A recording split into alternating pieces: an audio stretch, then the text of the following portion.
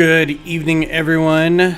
Happy May the 4th. May the 4th be with you, one and all. Got some metal going here. Okay. Hello, Missy. How are you? Welcome to Ben's Brick Designs. I'm Ben. Hopefully you've done something Star Warsy today. I watched Visions. Visions is pretty good. I think I probably like a couple of the stories from Visions Volume 1 a little better, but there were definitely some good stories in Volume 2. I'm doing good, thank you. I'm doing well. I had a chance to finish out Jedi Survivor as well this evening, and it was a good story. It was a good addition to the Star Wars canon. I don't think I'm going to do metal here, so that's a little better. Yeah, so all Star Wars all day. Got Star Wars clothes on, had Star Wars PJs on for most of the day, watched Visions, read a bunch of news. We're going to do some Star Wars Lego here, so let's go ahead and get into it. This is the build for today. It's backwards in the camera, obviously, but it's Princess Leia, her Boushh smuggler or bounty hunter disguise. If you're unaware, I don't think there's a canon story for how she got the disguise, but there's definitely a legend story about it. So I also got something I want to take a look at. So I got mail in today, and we're going to do build with instructions, and we got that ready to go. And I got mail, and we're going to see what's in here. I have a feeling it's the Executor, but it might also be one of the other two. I ordered the Snub Fighter and the and some flowers to get free shipping. And I mean, they must be in a rush. The box taping is like, just get it out the door. So let's see what's in here. Why are Lego shop boxes so plain? I mean, I don't really care why their boxes are so plain. This is the Executor. So here we go. If we run out of time and things to build today, we also have the Executor. So I'm excited for this because it's a MIDI scale. It's not micro scale. It's not minifig scale. It's not play scale. But this will go really well with the. It's not 2 scale, but it'll look really good with the Nebulon B frigate. And honestly, if they're not going to do more play scale vehicles of some capital ships, I'd love some MIDI scale capital ships. Some calamari cruisers, some CIS battleships or destroyers, some more Republic ships like an Acclamator or something. The Acclamator was a huge deal in like the first 2 movies, and kind of sad that we don't get to see that. Maybe a GR-75, that would be pretty rad. So, alright, but we are, since I had planned on doing it, we are doing this one, because I've got this one since who knows how long ago.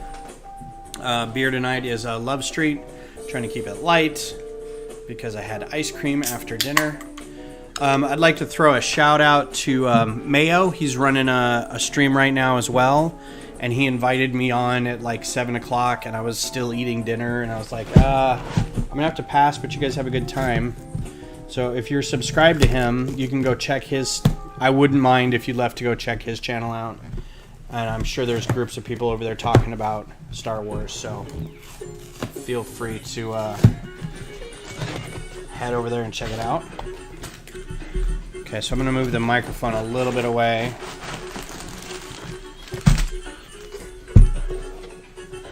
Now, I don't think I'm going to sell this one later, but I'm going to keep all boxes and instructions moving forward for at least a little while. Especially on Star Wars sets, because I think I could probably resell some Star Wars sets. So let's see, it looks like we probably have 6 bags. Yeah, 6 bags. Maybe not get through it tonight. Maybe get through it tonight.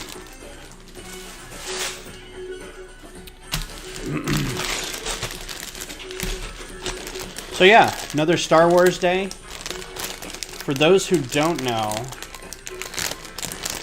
I am one of those guys, one of those people who, I can't see the instructions. This is a little loud. That electro swing comes up and it's just like, what? First of all, it sounds like carnival music, which is fine. Keep this for the instructions and... Oh, it comes with stickers. Well, this is going to be a display piece, so it's going to get stickers. Almost didn't see these. Come on, man. There we go. A couple stripes. I don't know where these are going to go. It looks like on the side of the head, maybe.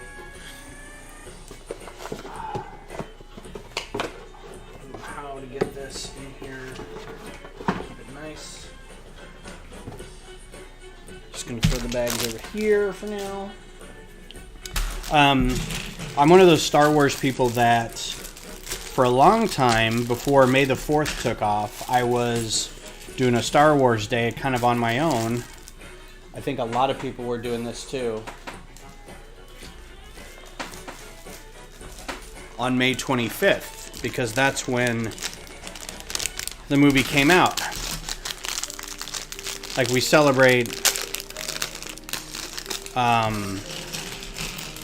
Towel Day on, which, you know, Hitchhiker's Guide, kind of Don't Panic Day for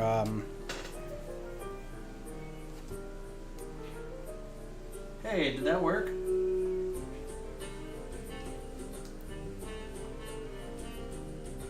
Hey, my little YouTube alert thing worked on Discord. That's pretty fun. 8 minutes late. Mayo, what's up? I'm so sorry I wasn't able to get to your stream. I literally, like I kind of thought it was going to happen. After work, went to the grocery store, came home, got to take care of house stuff, make dinner, eat. By the time I'm done eating, it's like 7:40, and I'm like, well, now I got to get ready to stream. So, apologies. I hope everything was going well. I hope you had a good talk and a good stream. And thanks for popping in. So yeah, so for the longest time, okay, now here's some information. Yeah, this isn't going to have any, like, backstory or anything to, like, why she did this or who Boushh was originally or whatever. Good. And I tried to drive people over to your channel, but I didn't know how long you guys were going to be doing stuff, so... Alright, so... Oh, man, I'm tired of the randomness. Romantics, main character. What is main character? Why did it do that? Stations.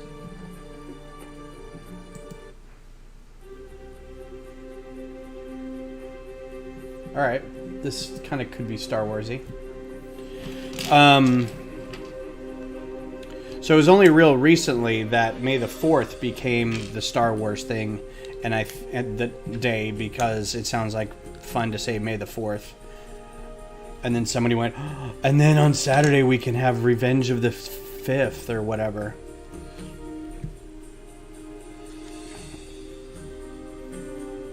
Oh, thanks, man. Appreciate it.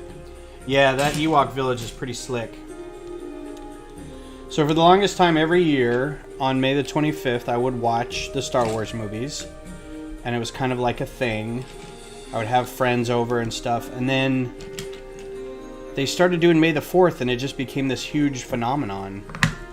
And then when the prequels, or when this even didn't really happen until I think like after the prequels came out.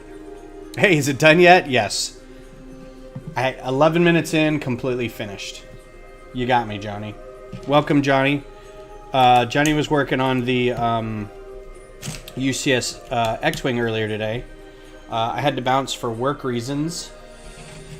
Got some more 1x5s.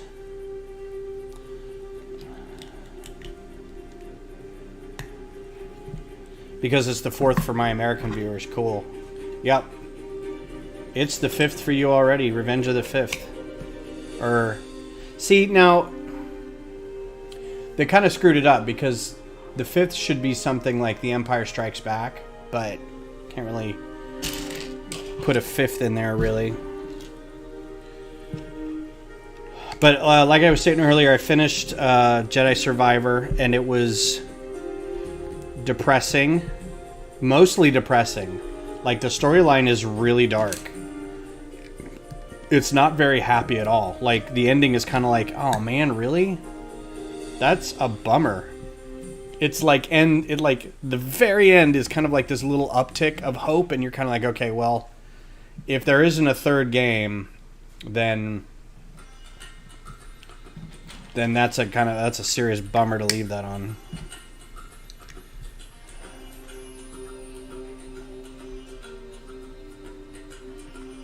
Yeah, Revenge of the 6th sound better, but you can't say like the 5th Strikes Back or something. I'm sure somebody tried and everyone went, no. No, and you're one of those May the 25th Star Wars people, aren't you? Freaking weirdo. Kind of like being, it's not the new millennium until 2001, and everybody who celebrated it on 2000's a dummy. I think I was one of those people. I mean, I wasn't not going to go out and celebrate and everything, but I was sitting there going, you know, it's not till next year. 2013 Ewok Village is my 3rd favorite Star Wars set, and it's too expensive, so making a mock of it for my castle area. That's the way to go, man. Making mocks is great. Great, great, great. So on Johnny's stream at some point, he is going to build the gift with purchase Death Star 2, and then somebody else is going to build it digitally in studio, and they're going to see who gets done first. That's a very small set, and I think comparatively, because you also have to it looks like you have to hinge some stuff. I don't know who's going to take that, honestly. If I was involved, I would almost think that I could do it before you did, but I don't know, we'll see. Oh, it was just shining.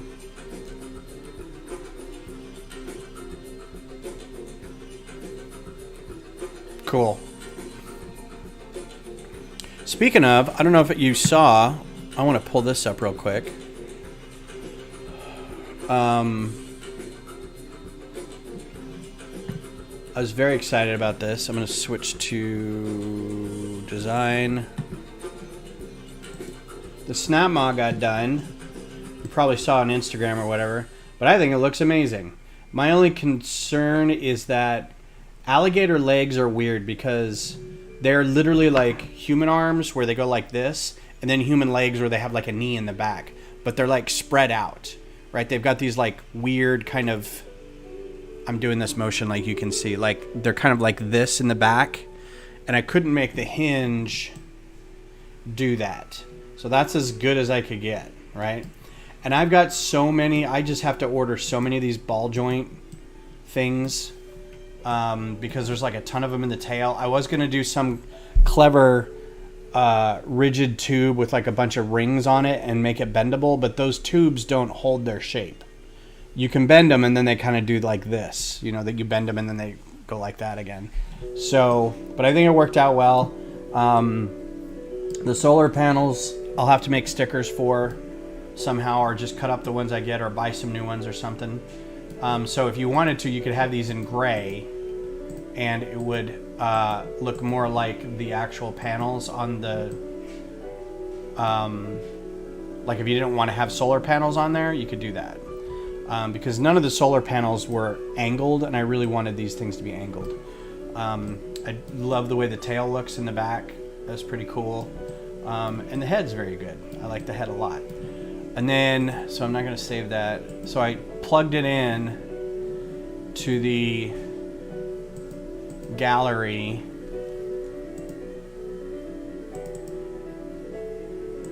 And it looks pretty cool, but it looks pretty big.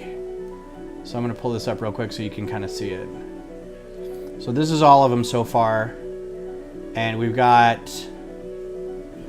See ya, Mayo?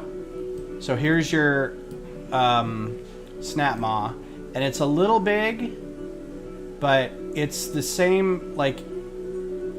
It is about as big as a sawtooth. I looked at it, and I think it's a good size. This guy's probably a little big. That corruptor's probably a little big, but I'm having a whole lot of fun making this image. So hopefully I'll be able to render it and put a nice background on it when it's done, and that'll be great. All right, so, but yeah, that's it. The snap maw got done, and time to start buying the parts for it, or sourcing the parts for it. I just know I'm gonna need so many of those hinges. I might go back and take Frankie up on that and say, yeah, I would take a couple of those. If anybody sees them at any pick-a-brick walls or anything, let me know. Or if you see them on Bricks and Pieces, I might.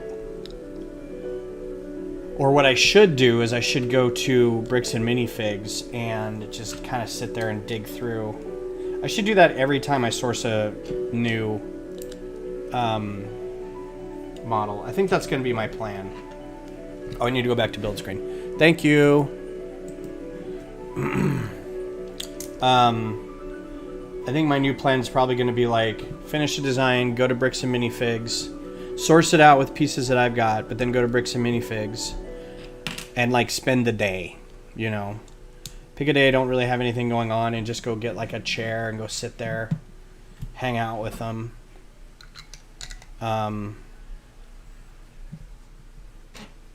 Boy, that dark red in the instructions looks like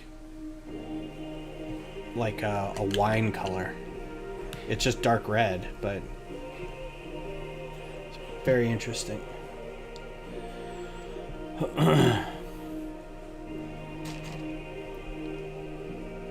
I mean, I probably won't save all that much money buying the parts off Bricklink, because I think you have to get like a minimum bag at Bricks and Minifigs of like $15 or something, or maybe 10. So I don't know that I'm saving a whole lot of money.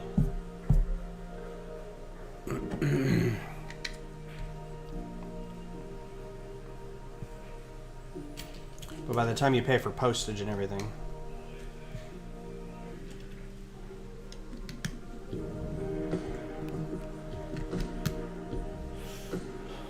So let's see. I already talked about the NPR Star Wars radio drama last time. If you haven't listened to that, that's very cool.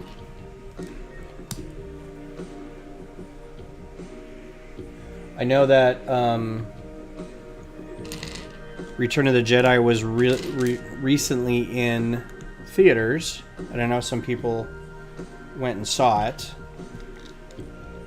I was not able to go because honestly I didn't know it was going to be in theaters until probably, it was a little too late, and then I was like, it's fine.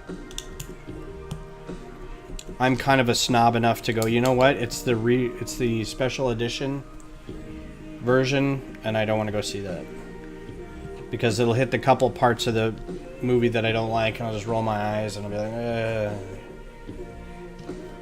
hipster, hipster, hipster.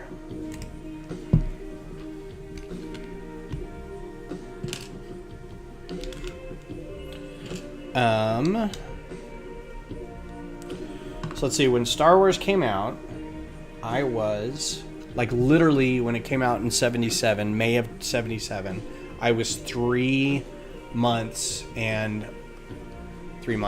years and 11 months old. And I didn't go then, but then it came out again either later that summer or the following year. They released it again because it did so well. And that's when I went to see it. That's when my parents took me to see it. Because I was a baby. I was 4. So I think I saw it when I was 4. They say 4 or 5, which makes sense if it was like the next summer. They may have waited till after my birthday or on my birthday. Oh, just one of them.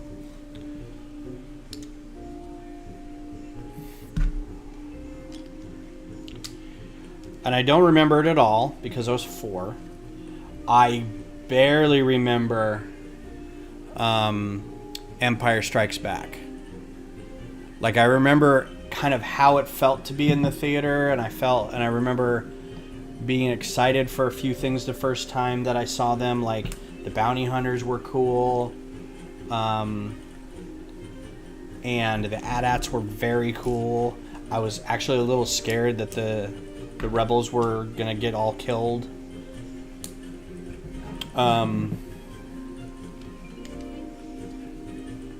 At Hoth. So I remember vague things about that. I remember getting the toys for Christmas that year. So I would have been 7 by then. Yeah, the AT-ATs were just the absolute, they blew my mind. It was the most amazing thing I've ever seen. Amazing and terrifying. Like, I remember just going, the rebels are not going to survive this. And feeling a little weird that it was like, why, they did so well the last time. Why are they getting their butts kicked? It was just a totally different feel. So I also had, my brother and I had an LP, which was basically it was just the movie. It was the audio version of the movie. And we had it on a record. And I played the crap out of that record. Just memorized it. Like, I played it so much.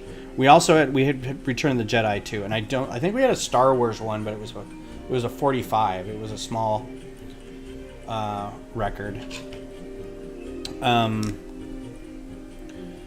So, and then Jedi, I absolutely remember seeing because we went to was it the Continental at the time, and it was this massive screen. Right, it was one of these that kind of like, it was just huge, and it kind of was circular almost, like it bent a little bit, and like 3PO and R2 at the beginning were walking into Jabba's palace, and they started like over here, and kind of got bigger as they went. They just kind of, the way the screen was bent a little bit. That was very cool, and by that point I was so like in love with Star Wars anyway. Like, we had all the toys as kids, and I think the best part of Return of the Jedi for me were the speeder bikes. Not necessarily Endor. I wasn't a huge fan of the Ewoks at the time, but the speeder bikes, man, I was just like, what?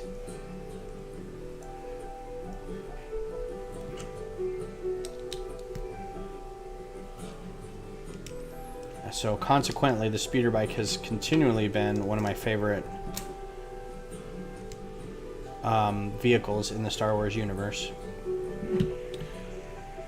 And actually, there was a bit in Jedi Survivor where you get to ride one of them, and he's in a garage, and he sees like a bunch of them in a rack, and one kind of hanging out in front of this door, and one up on a thing like somebody's working on it, and somebody was actually working on it. And he's like, oh, it's the whatever model. Like, I didn't even know it had a model number. I'm sure it did, but I just don't know what it is. And he's like, oh, it's the whatever. And then he's like, oh, it's one of these old whatevers. I haven't seen these in a while. And I'm like, all right. This takes place after the Clone Wars, right? The Galactic Empire started. The Purge is on. The Inquisitors are all over the place. This is like supposed to take place like pre-Rebels, right? And I didn't think those speeder bikes were around until Jedi, which means I don't know how they were old before they were made. So it's kind of like, huh? I may have to go find that line and see if I actually heard it right, or if somebody else has tracked it down online and is like, yeah, these things are actually pretty old. And they keep them around forever. They're in The Mandalorian too, and The Mandalorian's, you know, X amount of years after Jedi, so.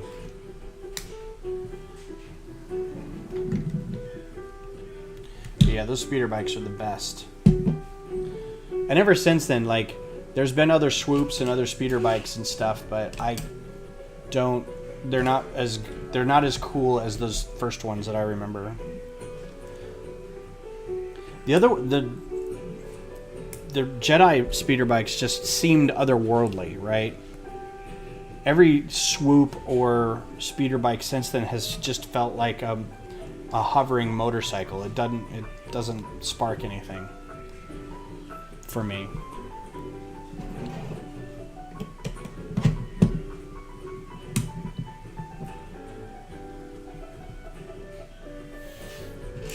Just doing a little framework. Not looking like much. Let's see. The Ewoks were fine. The reveal about Luke and Leia being his sister was kind of weird. We were all kind of like, wait a minute, did we hear that right? But aren't they like boyfriend, girlfriend? Like, we had no idea. Jabba's palace was just so weirdly alien.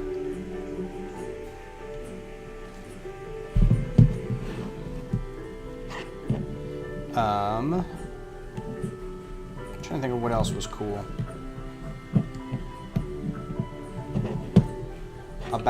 Everything was cool about it. The space battle at the end through the second Death Star. The Emperor was creepy. I remember the Emperor in the first Empire. And then we saw him again in Jedi, and I was like, this doesn't feel like the same dude. Because it wasn't. And this is some trivia for you.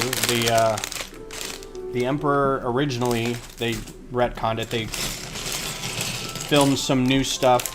This is one that I can get behind. This is a change I can get behind.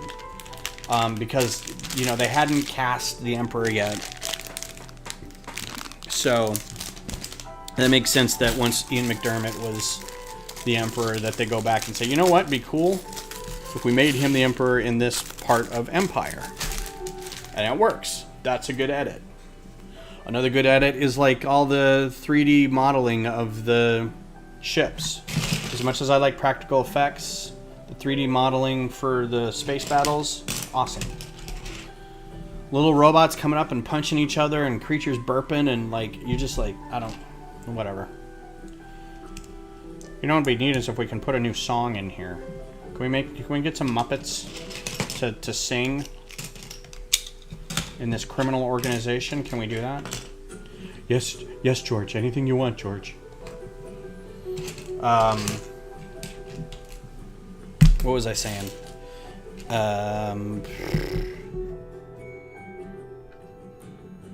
2 of those each.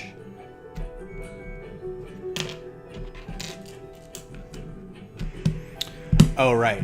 So the bit you see in Empire, the big hollow of the Emperor is played, the person in that costume is some lady. She was like the wife of one of the creative team, or maybe she was on the creative team, and then they like double expose some like chimpanzee eyes to make him look like heavily lidded, and then the voice is actually somebody else. So that's 3 people doing that, or 2.5 people doing it. 2 and 95% of another human doing that. I mean, the voice was still great, and I had no problem with how weird the dude looked, and it looked fine at the time. So Still a fan of that, but I get why it was changed. That makes some sense to me. Ooh, I haven't seen trans green squares like that, tiles like that in a while. That's pretty nice.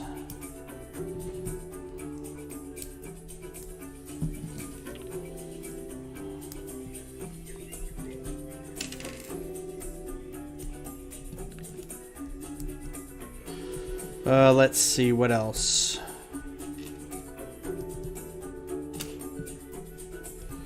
And yay, we're gonna have an extra.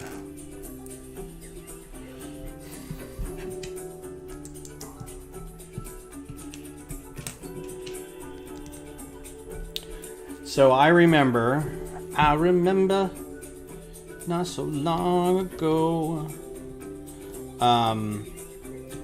when Kenner, I barely remember this, Kenner originally was supposed to come out with figures, and see, again, I was only like 4 or 5, but this must be a false memory, but I remember having the little cardboard cutout of the place that you were going to put your figure, because at the time Kenner didn't have any actual figures to send, and they were like rushing to get stuff out, but because some like Lucasfilm didn't let them, it needed to be secret, and they didn't want to let them look at stuff, and they were still negotiating with the studio and stuff, so they got them late.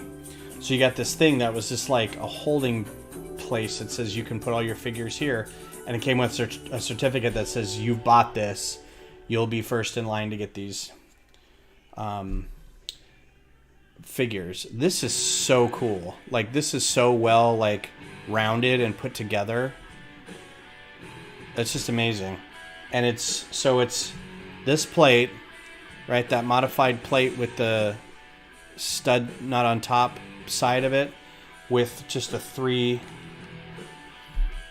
It's just great.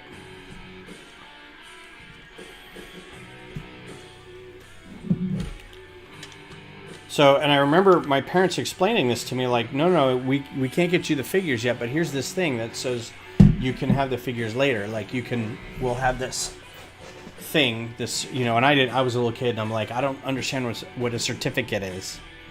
So they had to explain that to me. I also didn't understand what like a check was, because I was trying to, I wanted to buy out of the back of a comic book some stuff. I think it was probably Army Men or Sea Monkeys or something. And my parents are like, we're not buying that for you. And I was like, but I'll spend my own money. And they're like, okay, well, if we can't send cash in the mail. Like, I was all getting ready to send, you know, a $5 bill or whatever in the mail. And my parents were like, no. You give me the $5 and I will write a check. Right? And I'm like, and I didn't understand the concept. I'm like, but I've given you my money, and now you're going to end up with the thing. And I'm like, you know, and they're like, no, you dumb child. I was all a tizzy about why, you know, would you want to take my Sea Monkeys away from me? And I remember it was Army Men, because it was a bucket of Army Men, and it was like 200 Army Men for $5 or whatever it was, or, you know, at the time it was probably like $2.50, and I think I saved up all my change.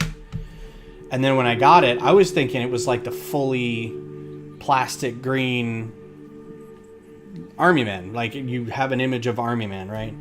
So I got it, and it was like these thin 2D fake, not fake, but like really cheap, and I was so mad. I was like, these aren't even really, these are stupid, you know. And of course my parents are like, well, you know,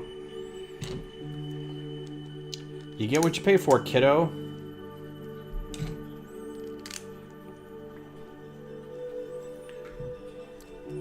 It's like, for $2.50, could I have not gotten a better bucket of 100 Army Men?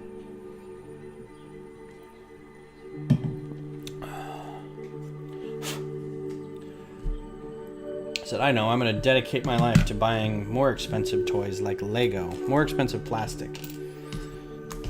All right. Here's a couple things that I think you could have just printed. These, and I'll tell you why. Because this gray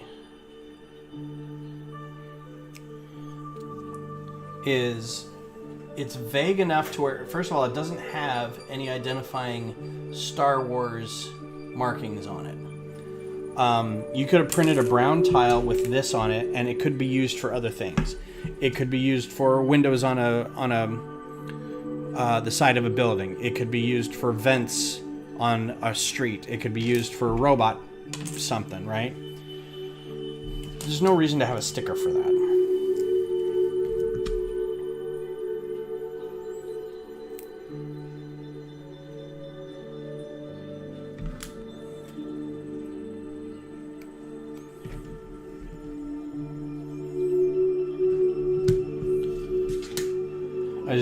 In stickers in general, and I get it.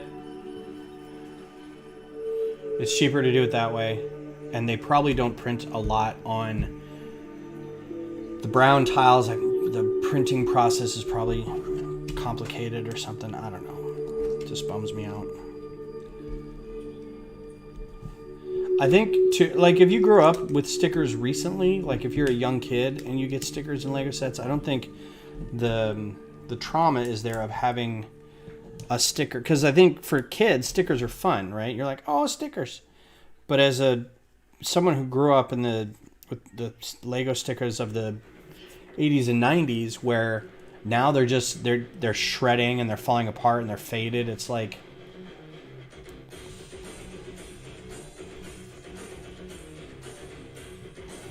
I think we're just used to lower quality, so we get bent out of shape. Because honestly, once you put the sticker on there, it's like a printed part, because you're not going to take that off to do anything. It's like, if I take that sticker off, what am I going to do with that sticker now? Throw it away? Oh.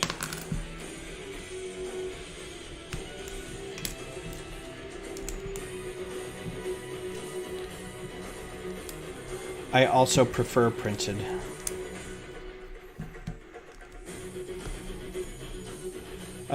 So who's seen Visions? Has everyone seen Visions? Taking the time to go watch that?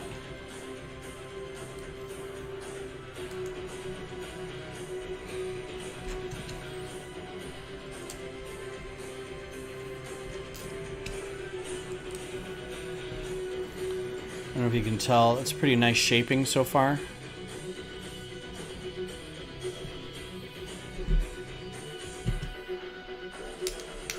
So Visions has some really quality stories this time around. It also has a couple, I'm not going to say stinkers, but a couple that are like, okay, that's cool. It's a good story. This was a lot more cute this time around. But like a generalized cute, not like absolutely adorable or anything, but still fun, still liked it. I feel a little let down by the types of stories they told, because I feel like all the stories revolved around sort of the Empire being crappy to some planet, and then like what happens when those people try to live their life with the Empire there, you know, which is kind of the basis of most of Star Wars, but I mean, not all Star Wars.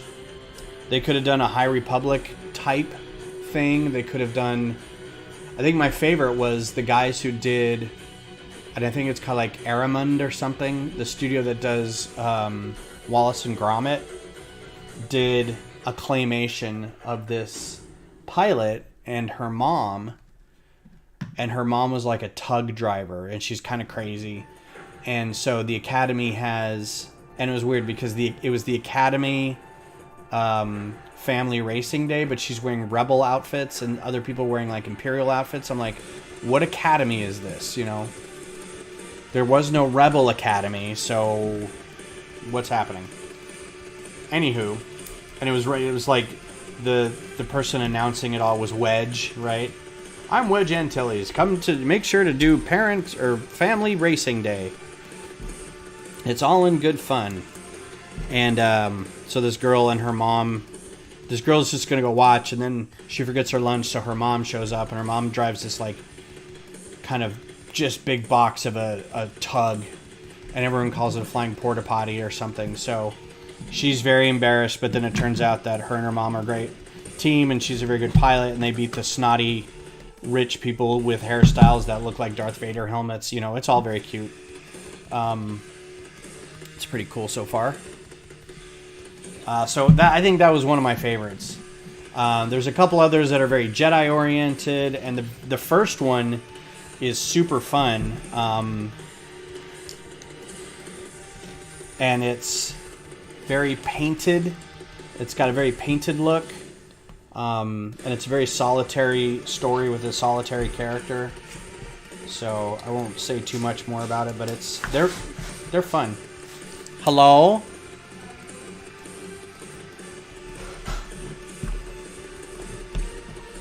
And they're 15 minutes each, and there are 8 of them, 9 of them. So I mean, you'll be done in 2 hours.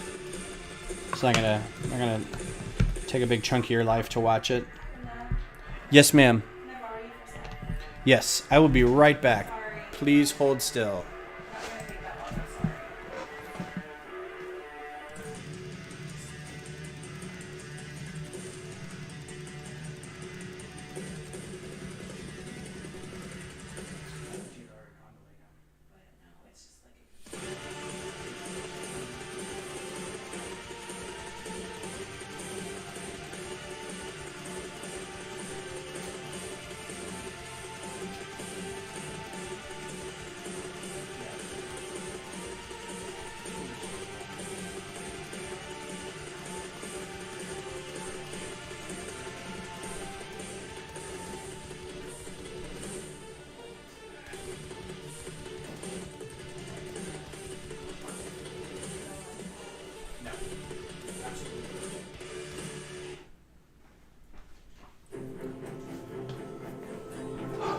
All right.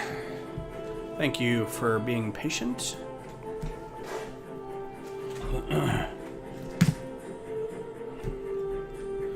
So we got a bit of sad news the other day. My princess, speaking of Princess Leia, my little princess, our small dog, Agatha. Ooh, I get an extra little half moon tile. So I took Aggie to the vet yesterday. Was it yesterday? Yes. And she has this thing on her side that keeps coming back. And the first time we went, the doctor's like, it looks like just like a little allergy infection. Put some, we'll shave around it, put some Neosporin on it, keep her from digging at it. We bought her a shirt. A couple weeks later, it came back, and we're like, huh, okay, well, maybe we should go check this out. Hoping it's not like a cyst or something. And while we're there, I was like, she's also itching her, like she's like biting on her butt and her legs a lot.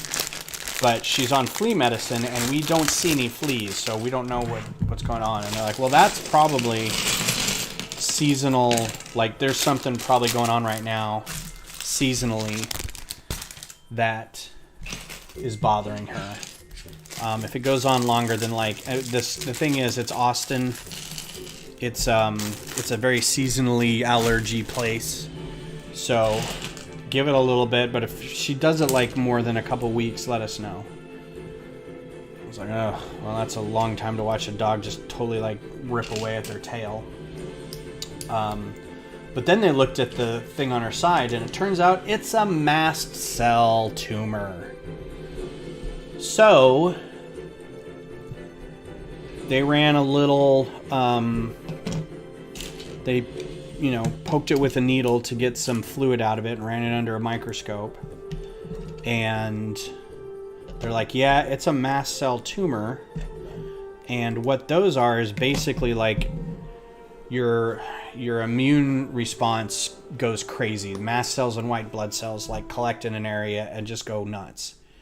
And it causes this tumor. And the problem is, if it's a I forget what the terminology is, but it's basically like high, or we'll just say high or low, because it's high and low, but I forget what like the rest of the terms are. But what they want is low, meaning it doesn't spread. So you want low, and they go in and do surgery and take it out, and you're fine, right? You just keep an eye on that area. You keep an eye on all the other, just make sure nothing else pops up, and you should be good, cleared up by surgery. Sometimes she's on Benadryl now. Sometimes just taking Benadryl, and that will go away. But they're also just scheduling a surgery to make sure that what it is isn't the high kind, because the high kind can spread to more areas of your skin, your liver, or your bones. So she's 2 years old and she's already got a tumor. So we're kind of like, what the actual F? And those surgeries aren't cheap. So luckily, we've got a care credit card that I've been paying off for the last few years, so that won't be too much of a problem. The other problem is I have a swallow study again tomorrow, and that's like another like $800 or whatever. And it's I railed with Beth against the American medical establishment and why it's so dumb, especially since it's not like I went in and said, hey, you know, I've got heart disease, what medicine do I need? And they go, here, take this. My emergency room visit was less than this swallow study was going to be. I mean, as far as what I have to pay, it's like my insurance just will not cover this. The last study, the last scan I did, it was a CT scan. They, it was like $700, and then insurance went, well, this was, you were overcharged by $150. And I'm like, oh, well, that was good. And then I kept reading, and it's like, and then we paid $50. So you owe $400. And I'm like, so a CT scan to find out what's wrong with my neck after I almost choked to death on my own air doesn't rate more than 10% coverage. It's like, there's got to be something wrong with my insurance, man. And I've got one of those, it's a PPO, and whatever. The new UCS wing has the info panel printed, so that's nice. I saw that. That is nice. Was that cockpit bit on the front, the canopy, like wedge piece, is that printed too, or is that a sticker?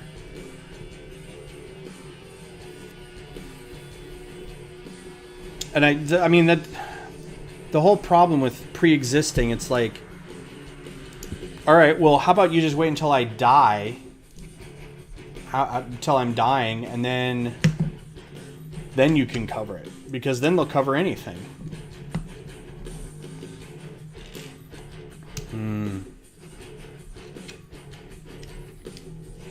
That's pretty cool.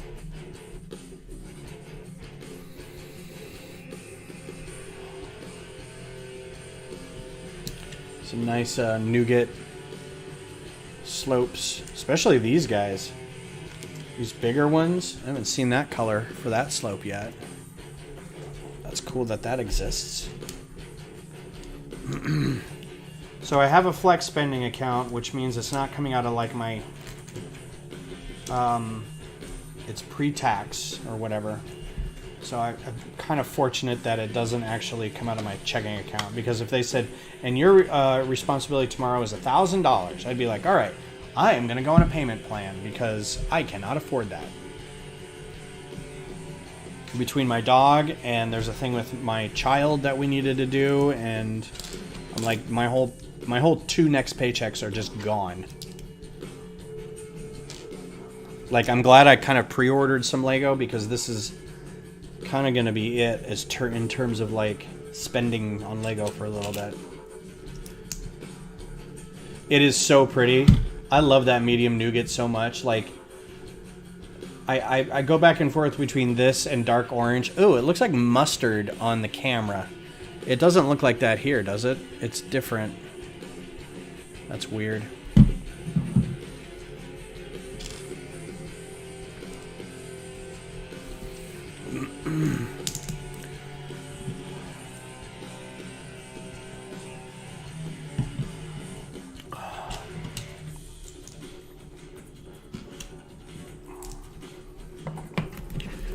And my oldest is graduating college next week.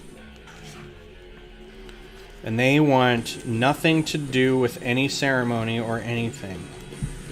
Because we're like, all right, do you want to go out to lunch or something afterward? And they said, nope. Do you want to go jump in the river? They go to Texas State. And there's a river that runs through San Marcos. Missy knows this. And so there's your 2 stickers. Applied deftly, I might add. And a tradition for graduates is after the ceremony, everybody goes out back and jumps into the river in their gowns. Which seems like a bad idea, but anyway. So no, they don't want to do that either. So they're like, we're like, well, what do you want to do? And they're like, I want to go home and take a nap for 7 hours. And then I think they're going to come to the Austin FC game with us. I'm like, okay, fair enough.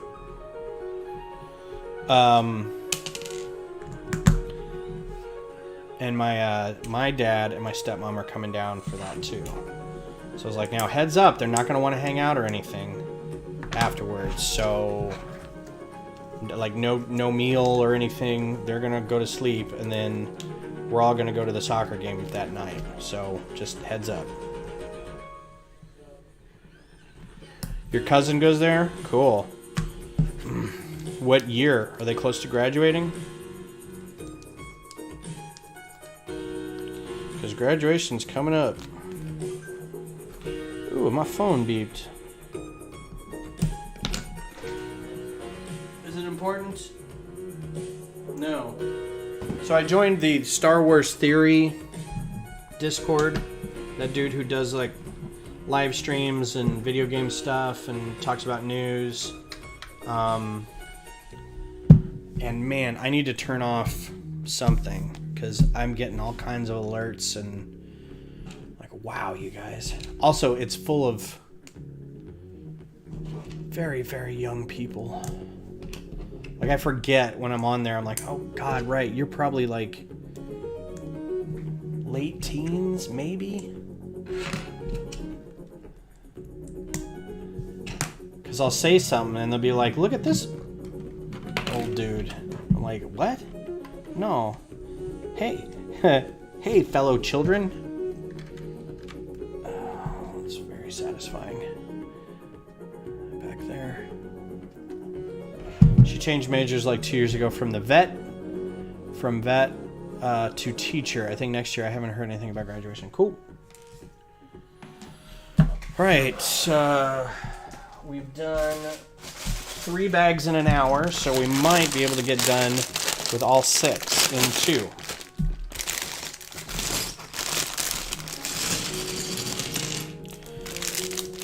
So, honoring Carrie Fisher on this day, the May the 4th, Carrie Fisher also got a star on the Hollywood Walk of Fame. Fairly close to Mark Hamill, fairly close to Harrison Ford, and I think like right across the street from Debbie Reynolds. So, you know, that was pretty cool. I forgot that Debbie Reynolds died like the day before Carrie Fisher died. And I'm like, oh God, can you imagine Billy Lord on that day? It's like, oh, your mom and your grandma died. It was also like Christmas too. It was like Merry Christmas. And apparently there's some shenanigans going on with the family. Like, I try not to read into this kind of stuff too much, but this just popped up into my news feed. So I read it a little bit. And apparently there was like some big thing about Billy Lord's family, some aunts and uncles or something, that were trying to monetize her death, or no, monetize, take advantage of, or something like that. Carrie Fisher getting a star, and so they weren't invited. And I'm like, eee.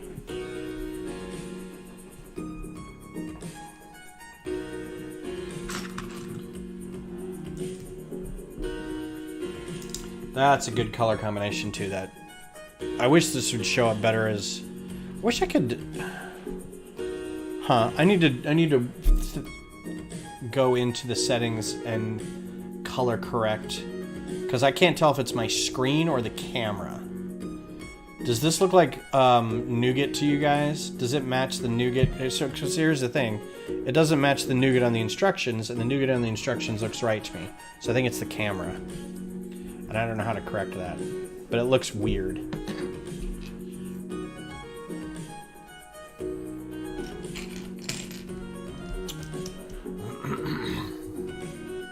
Oh, can't clear my throat. Have to drink more. Need to drink more water, but...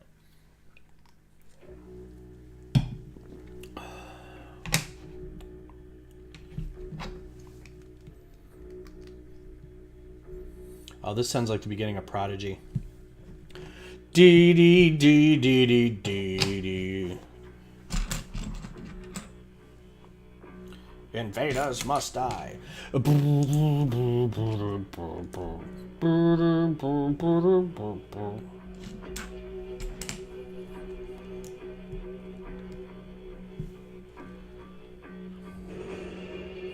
yeah. Well, that's the thing. Like, I can look at it over here real quick.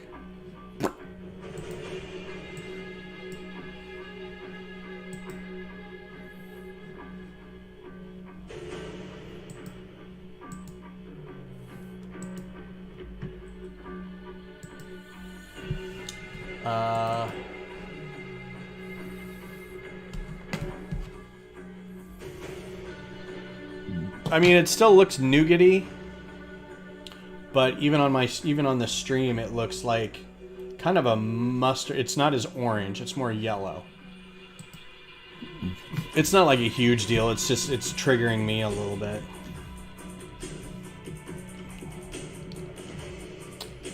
Okay, like that.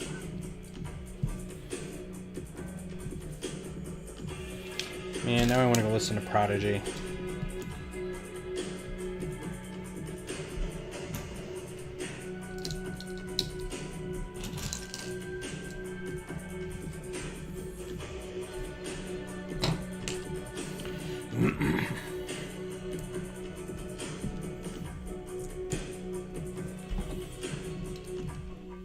So, are there bands that you listen to, or are there bands that you don't listen to, I should say, that you feel like you should have listened to as a younger person, teenager maybe, but you always felt like you weren't cool enough to listen to that music? Like, you probably had opportunity to listen to it, and there's nothing really wrong with the music that, you know, like, it's fine music, but at some point you're like, I feel like this is out of my range of, like, what I should be allowed to listen to. Did that ever happen to anybody else? It's just me. Like, I always felt like I missed out when I was a kid on listening to the Pixies. And now going back, it's like, going back to listen to the Pixies, I don't think that's the point. I think the point is to get it when you're young. But now it's like, I've never listened to the Pixies. Like, I listened to my first Pixies album about 6 months ago. And it was fine. You know, nothing wrong with it. But at the same time, I like listening to it going, yeah, there was no way I would have listened to this as a teenager. Like, I was not cool enough to listen to this.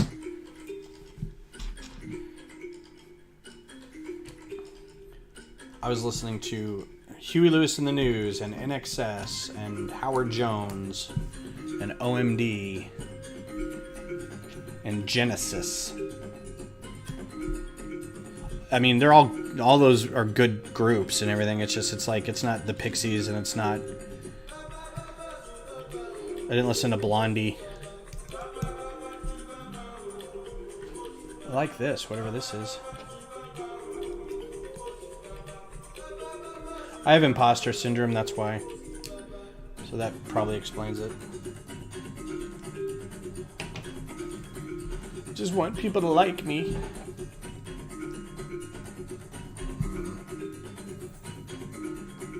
I really hope this is gonna all come together somewhere else, because that's not a very good... That's just it's connected on one thing right there.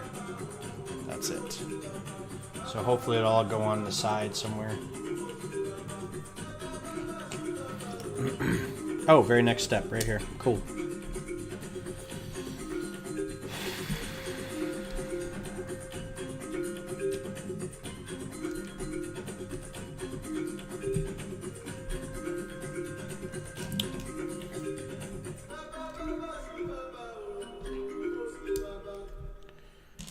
So no news on the live stream, 72-hour live stream event that I think is in July sometimes. A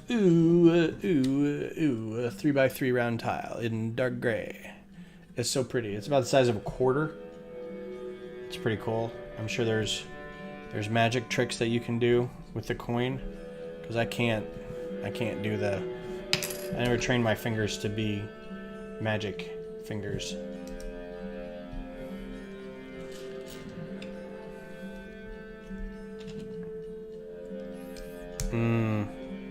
Cool look. Ooh, even cooler, we get a phone.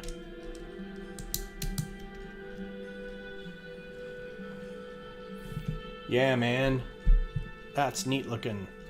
That phone is a very, like, low-key, awesome little bit of greebling. It just fits right in there. Like so. And then probably flip it around and do the other side, or else we're probably going to do this right here.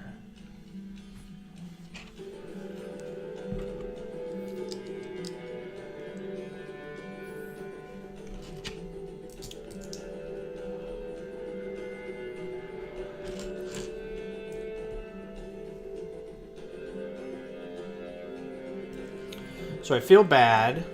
We had an email come into the group. I think, Misty, you probably saw this.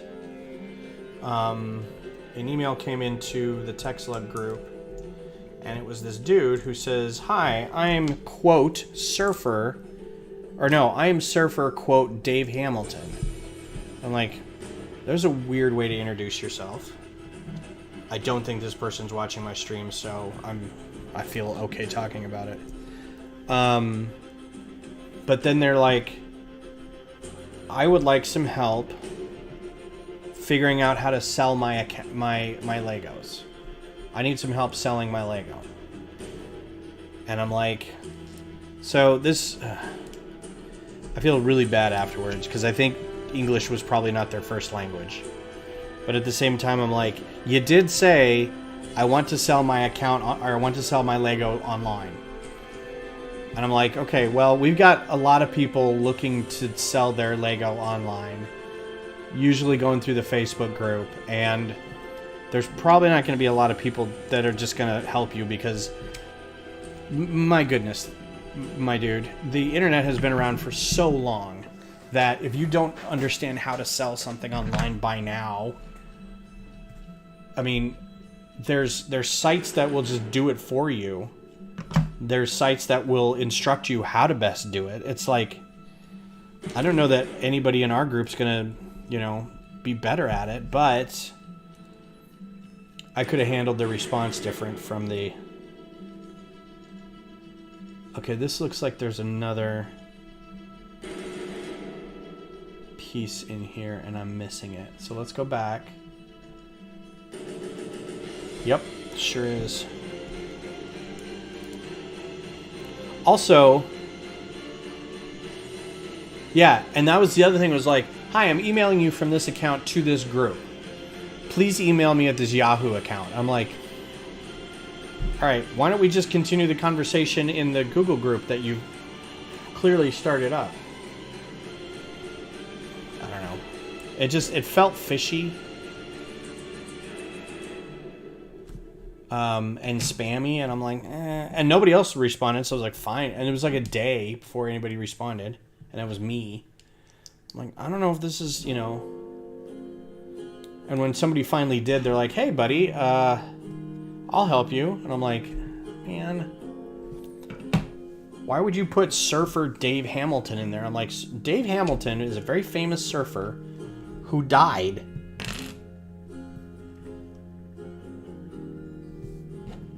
Like, I don't know why you would pick that as your username or whatever.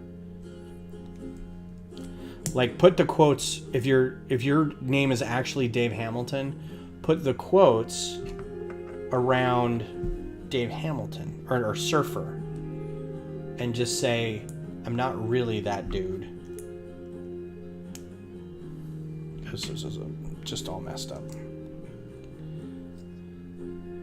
Yeah, there was nothing not fishy about that email, and I thought I responded pretty well, but apparently it was a real person and I hurt their feelings, or may have hurt their feelings. I don't know.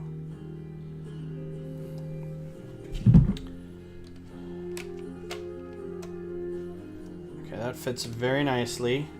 It's got a rail piece right there to kind of give it a little bit of a differentiation in between the two joint pieces to hide the seam in there. It's got a little bit of greebling up under there. Guessing we're going to add stuff right here right now. Yup. Get a little ingot in there. And then... Ooh, 2. Oh, that looks really good. Like, I've never seen 2 of those stacked up on top of each other. That gives me ideas. Serious ideas.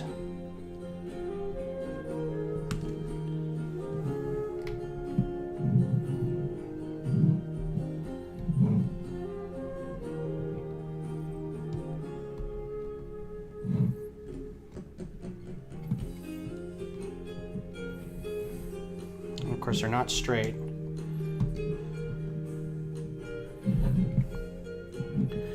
I also ordered the snub fighter. Was it the snub fighter? I think so. The pirate snub fighter, and some more flowers so I could get free shipping. I got like not the daffodils, but the 2 sunflowers. So those should be coming in pretty soon too. And this I've done this before. This is a good bit of stuff right here. Just that bar with the 2 clips. Okay. But that's it for the, like, I didn't really get a ton of Star Wars stuff. I did not get yet the TIE Interceptor and Fang Fighter. Only because I don't need another TIE pilot. Having the TIE Interceptor is great, but I'm going to take it apart anyway. I have a UCS TIE Interceptor that looks better on a shelf. And the Fang Fighter is not kind of all that. It seems kind of thin. The only reason I would get it would be to get that new 3x3 corner plate. And I could get that later on Bricks and Pieces or Bricklink or something. So for $100, I'm like, I can wait. Maybe I'll get that later. Considering the financial hit we just took, and like all of my savings is pretty much gone for our trip. I think I'm gonna hold off on a couple of those things. Did I put that on wrong? I did.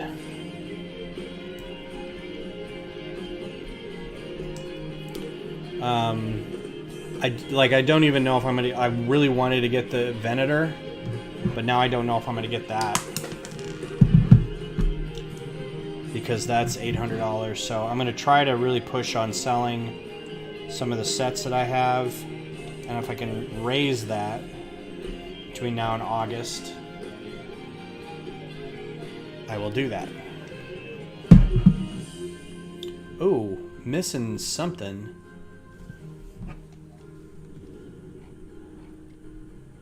Oh. Yeah, I missed this. Before I put that on there. Yeah, so that had to go on that side. I think that's it. The rest of these look extra-y. Excuse me. Okay, bag 5 of 6. Oh man, all the, like, I'm so, this is the wrong time for it to hit too, because it's like a bunch of new Star Wars stuff is going to come out. The Venator's coming out. We had a bunch of May the 4th sets. We got a couple other ones coming out in August. It's going to be great. Those Dreams sets are great. They look really neat. Somebody said, somebody in our group Discord was like, it looks like a fever dream where somebody just took a bunch of random parts and threw them together. And he goes, and it's awesome. I'm like, yeah, that's kind of what it looks like. Just a bunch of junk parts that somebody went, you know what? We need to put all these together in one thing. And then it's not the Dream sets, but some of the other, like, there was a Friends set that looked really good. The Botanical Garden, I think it was, a big dome on it. And then there was the amusement park with the space roller coaster and the shuttle. Like, I think it was a 3-in-1 where you could make like a roller coaster or a dungeon drop kind of thing. I'm just like, man, now the sets start looking cool. Like 2 years ago when I was like, hey, I'm gonna buy some Lego. It's all like, here's some gray pieces for your Star Wars, and that's it. And then Monkey Kid. Do you like Monkey Kid? I'm like, not really. We'll have some Monkey Kid. All right. Or Ninjago. Some weird Ninjago that nobody cared about. So much so that, hey, would you like? I have 11 of these. Does anybody want some?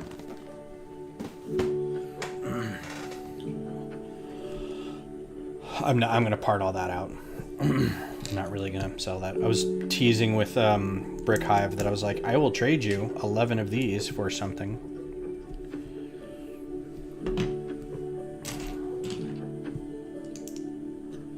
I mean, if you're offering, I'm not gonna give them away. Ooh, giveaway. A 700 subscriber giveaway. Somebody gets a Ninjago set. That is missing. Oh. Derp. Yeah, I don't know what I was thinking when we did that, but found a good deal at Walmart, and I was like, I want to be involved.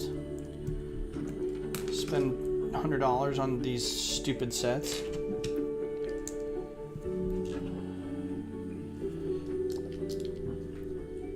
And I still have like 1, 2, 3, 4, 5, 6, 7, 8, 9, 10, 11, 12 architecture sets that I'm trying to get rid of too. I'm holding one for Click and Cliff. He said when he gets paid he wanted it, so I'm gonna, and nobody else is buying it, so I may take that one off eBay for now.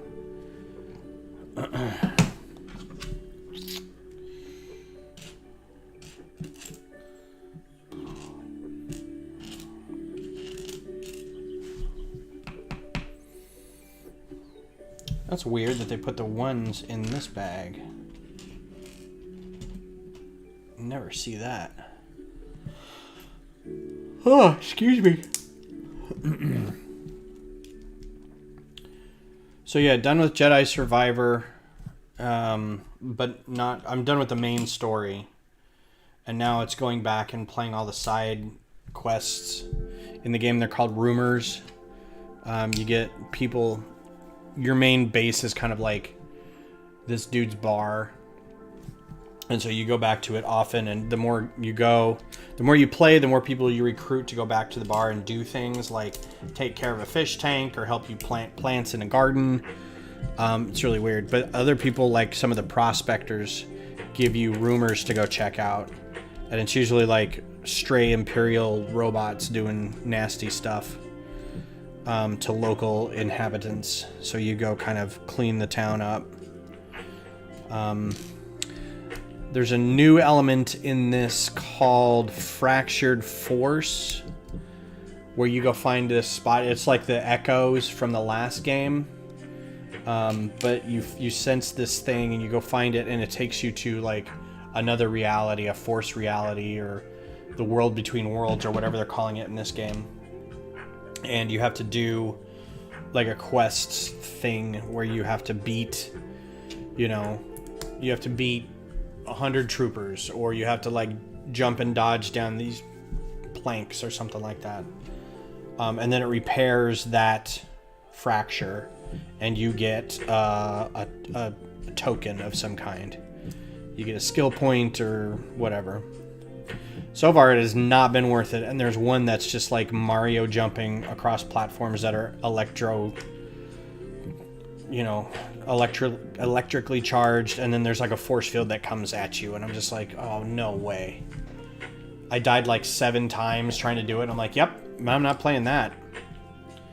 Is this integral to me beating the game? No, then I'm not playing it.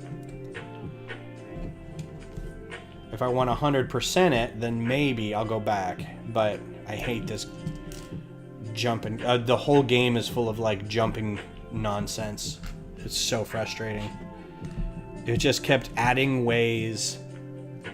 If you're into that, that's fine. But it just kept adding more ways for you to be able to jump farther distances above like chasms. So whereas if you miss time a jump, you just fall to your death.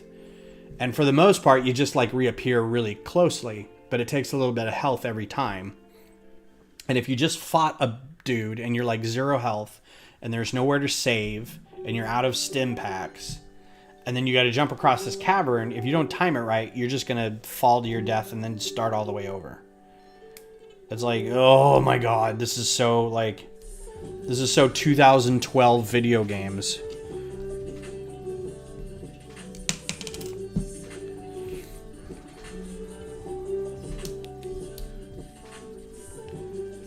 And I get frustrated and I swear at the TV screen, and Beth is like, why are you playing that? And I was like, because it's fun.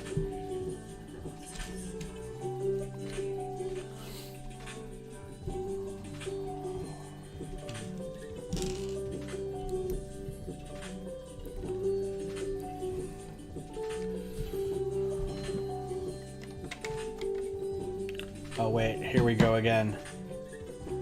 It doesn't tell you this. Right. Yeah, it's at the very beginning step. You miss it. You blink and you'll miss it. Because you're so busy doing this little sub-assembly here, you forget. This thing goes on here.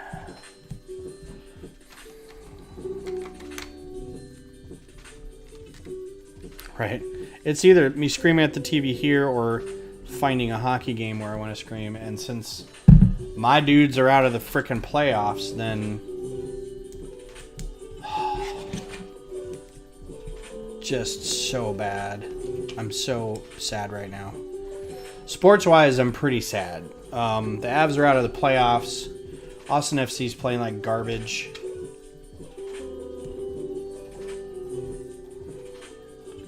They scored 2 goals last time and still lost. Because, they didn't lose. They tied. It was 2-2.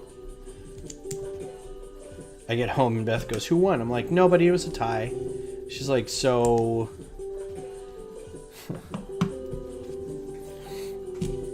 I'm like, well, ties still count as points. You get 3 for a win and 1 for a tie. So at the end of the season, they add up the points. She's a basketball fan, so her thing is like constant play, 150 points it's not 150, between 70 and 120 points usually. Like, yeah, but you only have to watch like the last 5 minutes of a basketball game. She's like, you only have to watch the last 5 minutes of a soccer game. I'm like, no, there's more drama than that. We're going to agree to disagree on this, I can already tell.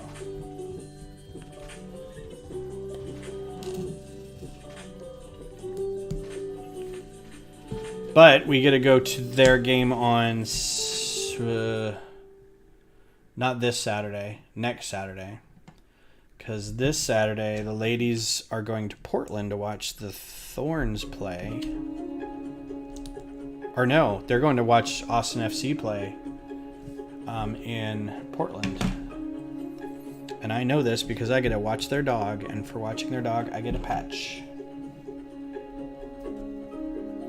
And that's how I get most of my patches. I don't have to pay for them.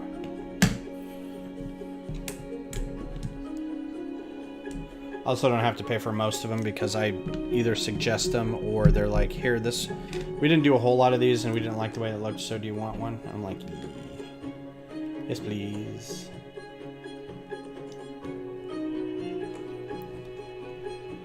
I feel like this was something that should have been done on the other side too. Oh no, because there was this thing. Okay.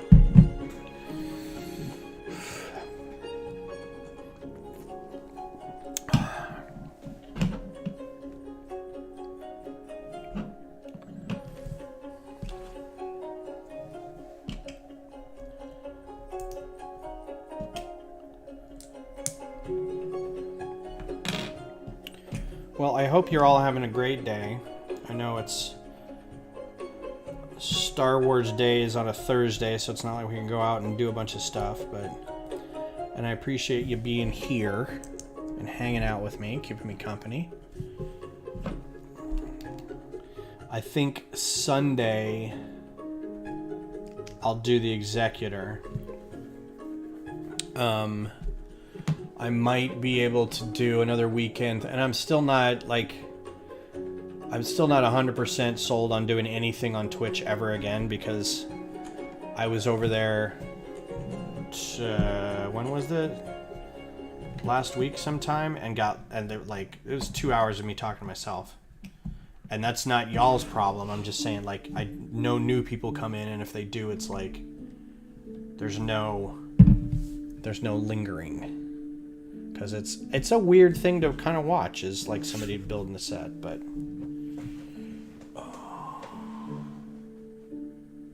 don't know what that is. Uh-oh. Yep, missed out. Hopefully this comes off.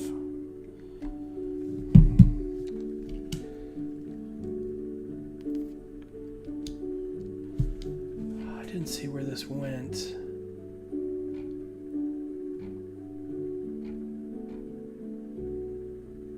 Oh. So there's another thing. I totally just spaced seeing it. I don't remember when that went on there.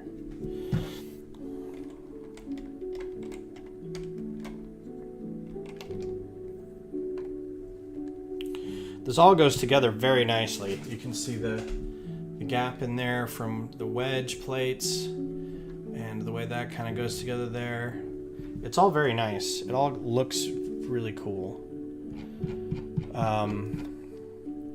So I'm enjoying a lot of this.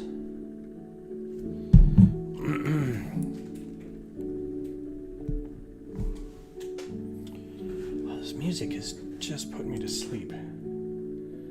Lovebug, industrial, meditation, Afro beats. That's locked. Never mind. VHS. Oh, 80s music. Yeah, dude. I don't know why I wasn't listening to this the whole time.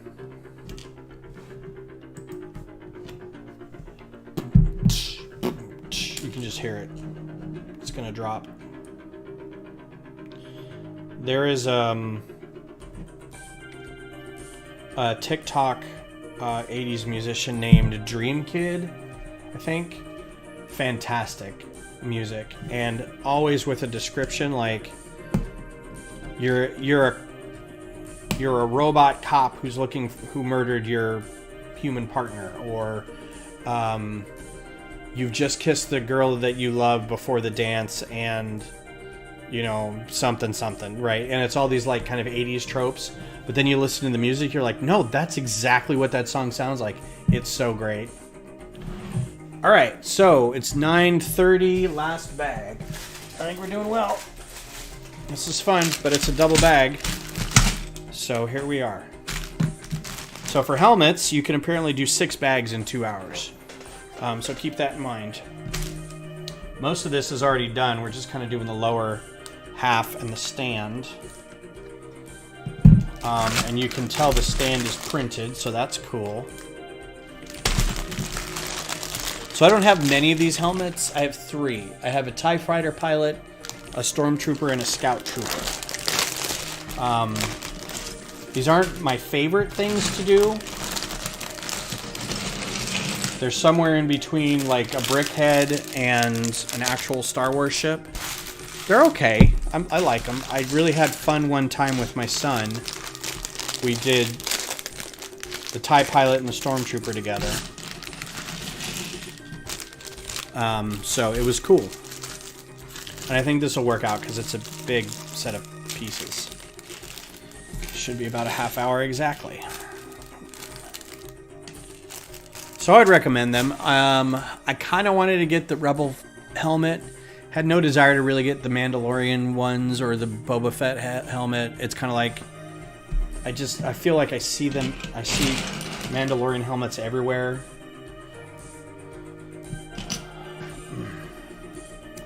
Anyway.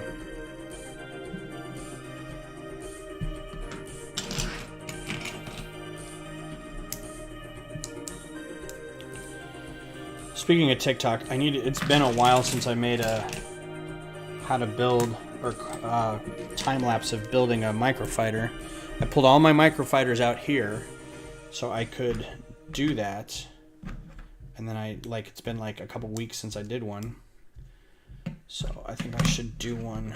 Maybe I'll do one for Revenge of the Fifth. Trying to think of one that I haven't done.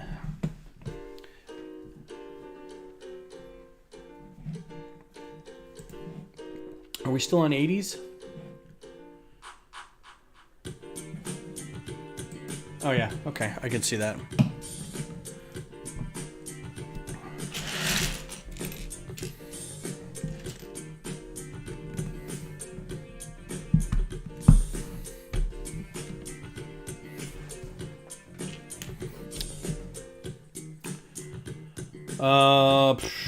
So yeah, the new Lego sets look great. There's been a lot of buzz about them.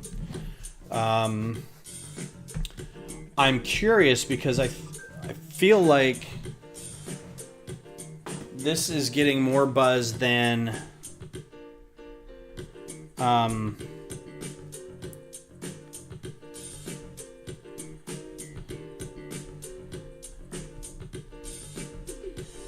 like video or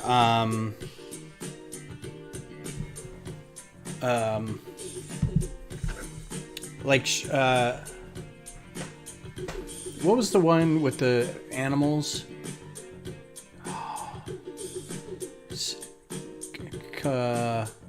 Not Chimera, but it started with a CH, something like that. My brain is like gone.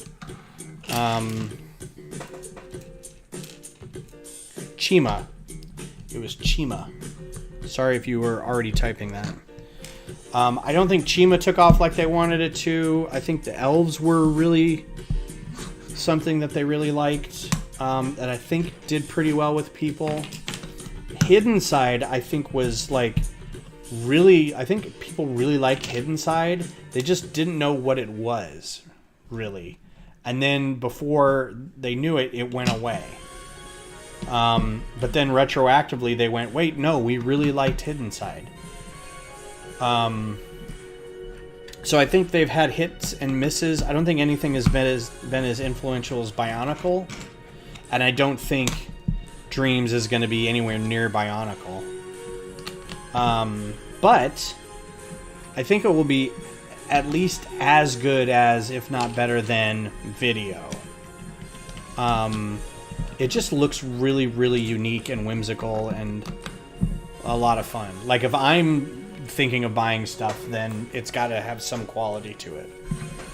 You know, fuddy-duddy spaceship guy, build me spaceships. Like, how about these weird fever dreams instead with lots of plants? Yes, those look amazing. I will take 7.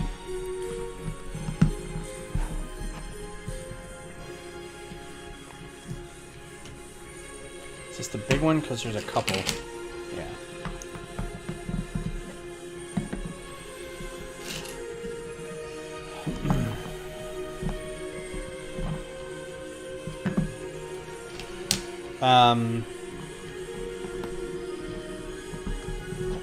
And I never got into Bionicle. That was one of those where I feel like if you were a 90s kid, Bionicle probably hit at a pretty good time.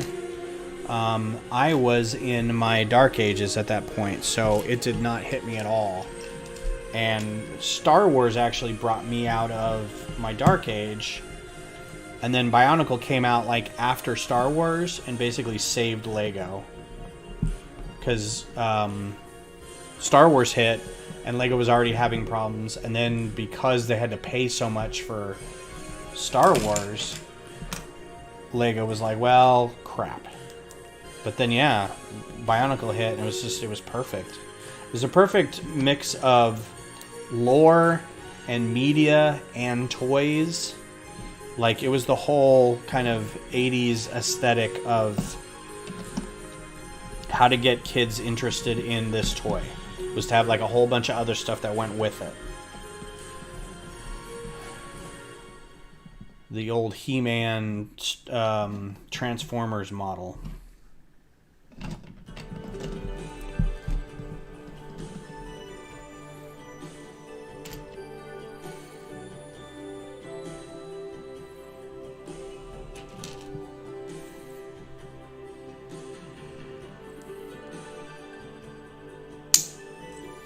Ooh, that was a satisfying click.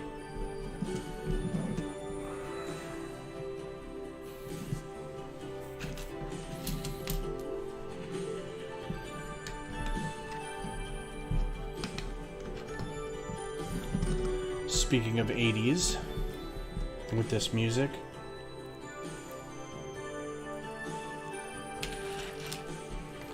Sounds like it might be from Labyrinth. Or Never-Ending Story.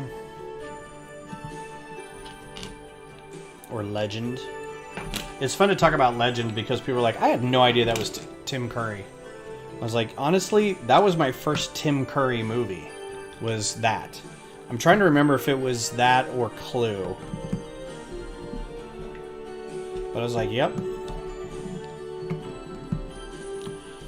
There can be no light without dark.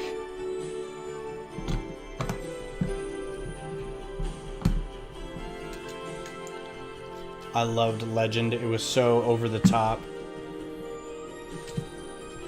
Haha.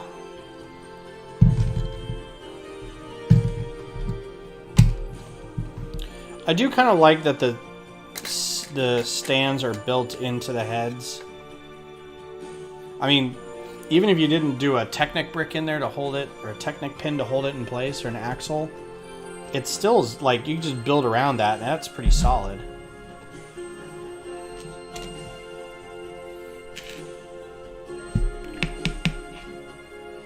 Oh, where's that? There it is.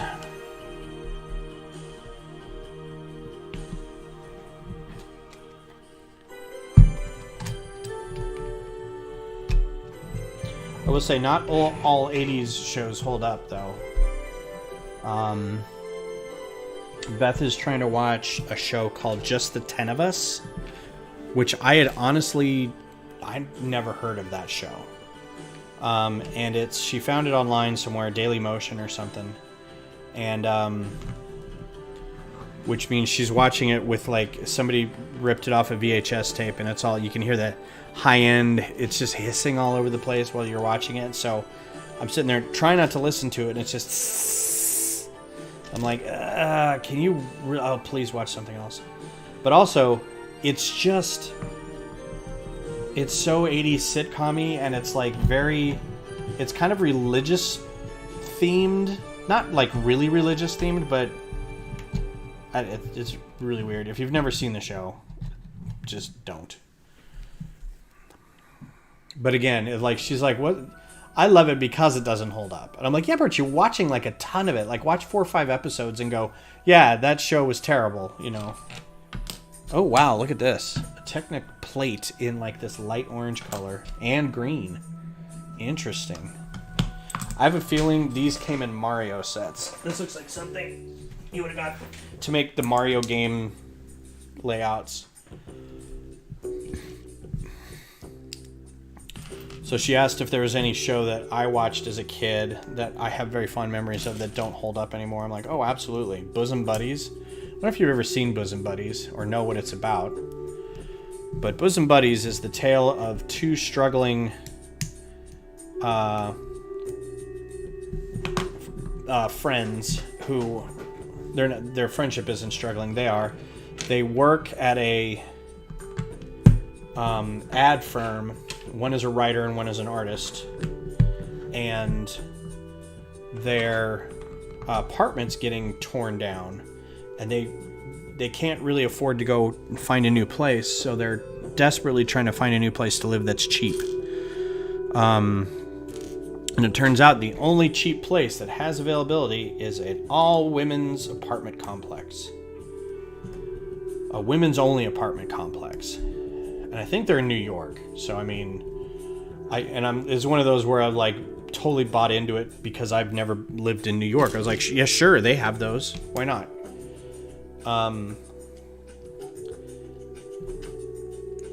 So, in order to get into this hotel, they dress as women. So you can file this under the shows that cannot be made now. File. Because it absolutely could not be done again.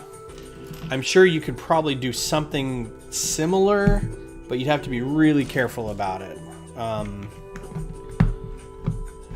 Like drag for comedic sake when you're not a drag performer is not something you should be doing anymore. But it was something that they did in the 80s, so they did it. And it was, like, honestly, it was a great show.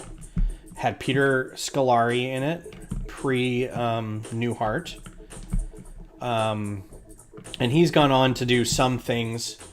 I wouldn't say he was nearly as big as Tom Hanks. Tom Hanks just became, like, the most famous person in the world, and Peter Scolari didn't. And I actually like Peter Scolari a lot. But that's a show from my childhood that doesn't hold up. Most of the shows from my childhood do not hold up. Like, the cartoons I watched had such great openings, and if that's all you take from them, the theme songs and the opening animation, you're like, wow, they had some really good cartoons back then. It's like, why don't you watch past the opening, because then the show got really garbage after that. Like, Thundercats had some of the worst animation in the show I've ever seen in a cartoon, but the opening was phenomenal.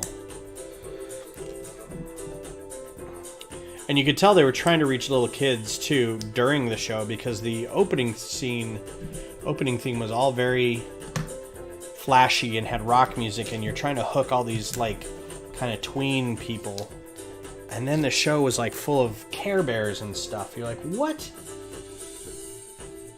It's like, sure, there was monsters and mummies and battles and stuff, but there was also these like weird fairies and teddy bear people,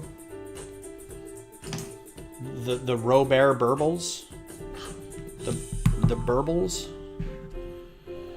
It's just like, oh. All right, so we got some more of these guys too. These are now getting pretty ubiquitous. These 2 high modified bricks.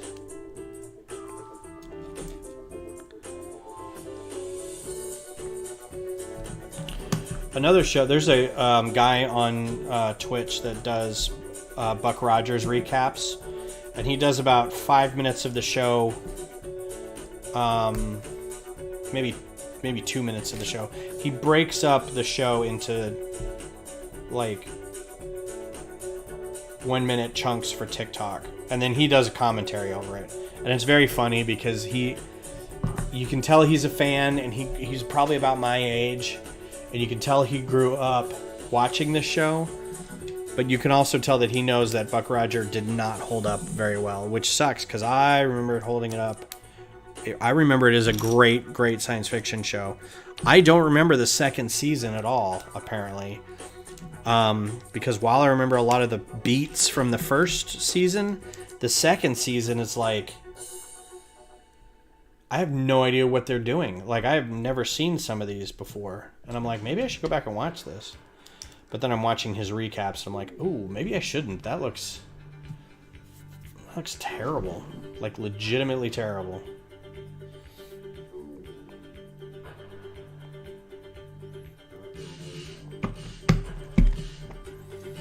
Ooh, this is going to be great. This is her mask. Flip.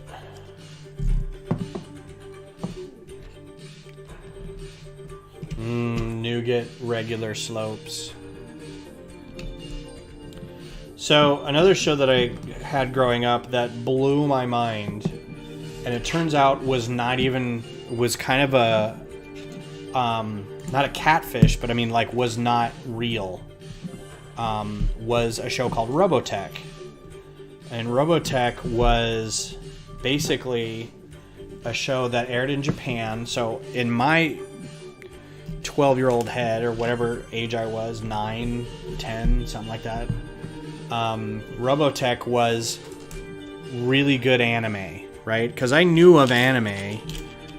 We had Speed Racer, and we had Astro Boy, and we had Gigantor, some stuff from the 60s, right? But it was always kind of like, never really got into it. But then Robotech hit, and we're like, dear Lord, what is this show? It was amazing. It was just very grown up. It was episodic. The music was like really, really good. The only problem that I think we had with it was that, like, it felt a little disjointed. And there was a reason for it. It's because Robotech, up until that point, did not exist. There was a show in Japan called, like, Space Fortress Macross. And it was basically the story we got as Robotech. What had happened is, there's a company called Harmony Gold, and this is the hugest story about cartoons between America and Japan that you will ever hear, and I'm not going to do it justice. There's a channel out there called Toy Galaxy, or maybe they changed their name. It's now called Secret Galaxy, and they do the history of things, right? They do the history of a cartoon or a toy or a comic book, and they've done several history of Robotech kind of things. And basically, Robotech came to us in like 3 seasons. There was the Macross saga, there was the Southern Cross saga, and then there was the Invid Invasion, right, or the Masters saga. Those were 3 different cartoons in Japan, but Harmony Gold like bought the rights, brought them over to the U.S., recut them, redubbed them, spliced them together so they made sense as a brand new cartoon, and pitched it as Robotech. So everybody in the US had no idea what the story was and how it was different from the story in Japan.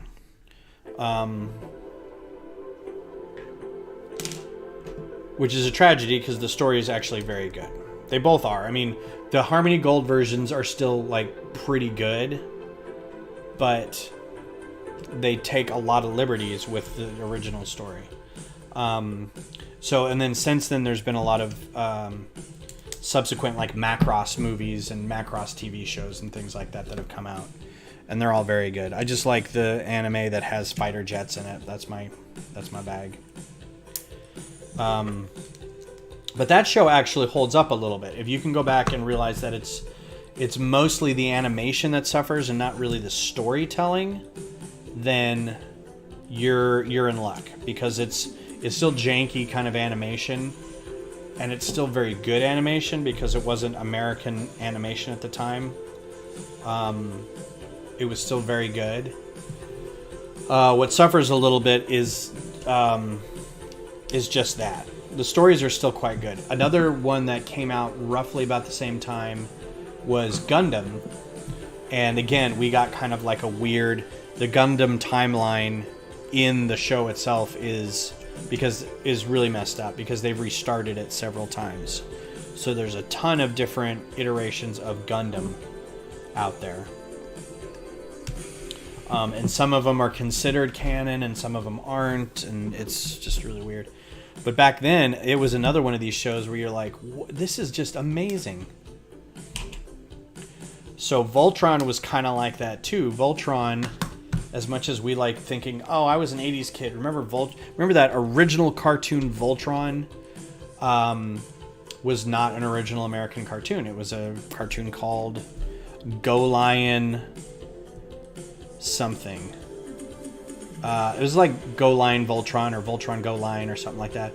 But again, it was kind of mashed together from the original Japanese cartoon. And then the vehicle Voltron wasn't even called Voltron. It was called Dairuger something. King Dairuger. That was just turned into like near universe Voltron. It like took care of or protected Earth. And Voltron, the Lion Voltron, was Far Universe Voltron. And then there was the Albigus Voltron, Alpha Beta Gamma Voltron, which was the Mid-Universe Voltron. It was 3 robots that would combine to form like a taller robot with 2 arms or 4 arms. Or 6 arms, or 4 arms. Anyway, so there was just this habit of like Americanizing animated or anime from Japan. So what happens is the show runs its course here, and then that's it. Meanwhile, in Japan, the show's been running for however many years, and it also has like a manga to go with it and all this stuff, so it carries on. But then somebody gets the rights to it here and starts doing comic books and novels, and so they take these timelines and they just split up. So you've got these unresolved timelines between the two countries and their cartoons. And that is why Robotech doesn't hold up. Or does hold up. I just remember Robotech being so like... At the same time, it was like, wait a minute, the alien race is weak to our music? It's like, well, yeah, think about it. If they don't have music as a culture, what would that do to them if once they heard music? You know?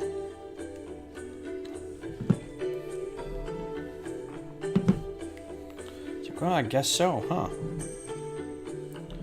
There's a whole thing with one of the pilots fell in love with one of the alien pilots. And like that was just the dream. Like, oh, I was so fantasizing about being an ace pilot in the Star League or something, and whatever stuff you think of when you're a little kid.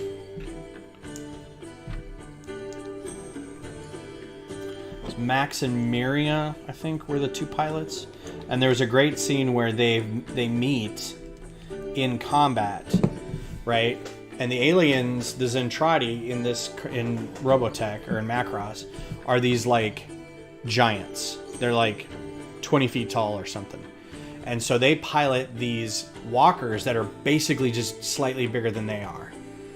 Meanwhile, we pilot fighter jets that turn into robots. So they're, we're this big and the jet's this big, but when they're together, they're about the same size. So at one point, Max Sterling, who is the greatest pilot in the Robotech Defense Force, he's not the main character. Rick Hunter's the main character, but Rick is a good pilot, but Max is the best pilot. I will die on this hill. Ooh, we're like almost done. I'm gonna wrap this up. Anyway, they have Max and Miria have a battle over Earth. Neither of them wins. It's kind of a draw, but they're both like, who is this pilot? They're obviously a very good pilot. I want to know who it is. And then later, the aliens figure out that they can reduce their size. So she does that to kind of become a spy and go infiltrate the Earth people. And she plays a video game against this pilot, and he figures out who she is by the way she plays this video game. So then later they have like a knife fight or something, and they figure out that they're both really good fighters too. And then they end up falling in love because they're very good. They're both very good warriors or whatever. I'm like, oh man, really? So it's fun. I think it just goes on like that. Ooh, if it didn't, man, I just jammed that in there. All right, so put this on down here, not upside down. Get a lot of extra pieces there on that step. Here is your Princess Leia Boushh bust. It's quite good. It's quite a good look. Again, I apologize for the mustard yellowy kind of nougat. Oh, for a second it flickered there and it was the right color. I really like the shaping, the angles, the masks. Yeah, see, that's the right color right there, but then I turn it sideways and it shifts color. You can kind of see it turn color. That's weird.